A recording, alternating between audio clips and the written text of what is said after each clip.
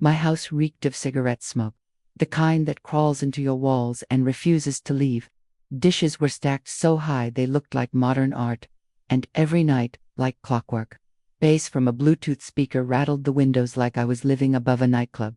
This wasn't a stranger. It was my sister Law.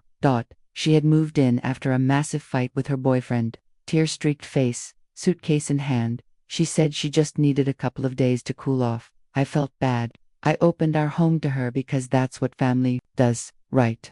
Especially when someone's heartbroken and needs a place to breathe. But a couple of days turned into a week, then 2, and in that time, it became clear she wasn't here to regroup. She was here to relocate. Still, I wasn't trying to be a villain. I laid out some basic house rules the moment she walked through the door. Nothing crazy, just simple respect. Clean up after yourself, no loud music past 10, and absolutely no smoking inside the house. She nodded right away. Of course, I totally get it. Promise. Her words were sweet, maybe too sweet, the kind of sweet that covers something rotten. Because not even a week in, the place started falling apart. The smell hit first. Thick, sour cigarette smoke that clung to the curtains and stung my eyes. I walked into the living room one morning, and there she was, cigarette in one hand, coffee in the other. Sitting on the couch with the window cracked open like that made it okay. I didn't snap. I reminded her gently. Hey, remember what we talked about? No smoking inside. She didn't apologize. She laughed. Relax, I'm by the window. You're starting to sound like your mom. Oh. I swallowed it. Tried not to make it a big deal. Everyone slips, right? But then the music started. Every night after 9 p.m., she'd blast her Bluetooth speaker like we were hosting a rave in our living room. Bass thumping, walls shaking, lights flickering. It felt like I was losing my mind. And still, I tried to be the bigger person. I told her, calmly, can you turn it down after 10? We've got work in the morning. She groaned, rolled her eyes. You need to chill. This is why I left. Everyone's so controlling. In my own house.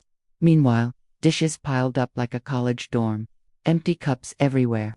Sticky counters. She left makeup wipes on the bathroom sink, wrappers on the floor, towels soaking wet on the bed. It was like she forgot what adulthood even looked like. I tried holding my tongue. I told myself, she's going through something. She just needs time. But what about me? My peace, my home, my rules. One morning, I walked into the kitchen, craving nothing but a cup of coffee, and it hit me like a punch in the chest. The sink overflowed with dishes. The counter was crusted with dried pasta sauce. Cigarette butts floated in a half-full glass of orange juice. That was the moment. Something in me cracked. No more warnings. No more conversations. She wanted to ignore the rules. Fine. But she wasn't going to enjoy the perks. That afternoon, I got to work. Step 1.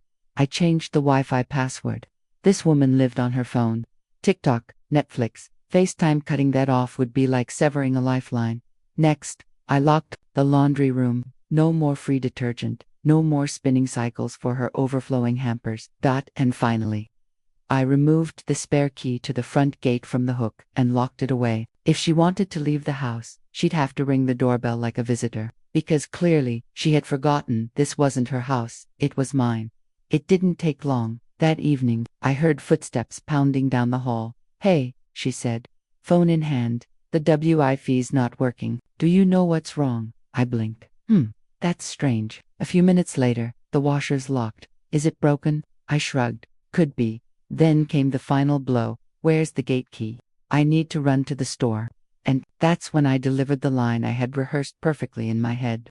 Oh, I figured since you're not following the house rules, you must not need the house privileges either. Her mouth fell open. She stared at me like I'd slapped her with a rolled-up newspaper. That's petty, she snapped. I didn't even flinch. No, that's boundaries. She stormed off, like a child who just got grounded. For 2 full days, she sulked around the house. No music, no cigarettes, no mess. And then, she changed. On the 3rd morning, I woke up to the sound of cleaning. Actual cleaning. Vacuum going. Dishes clinking. The kitchen smelled like lemon soap and effort. She was wiping down counters. She even lit a candle.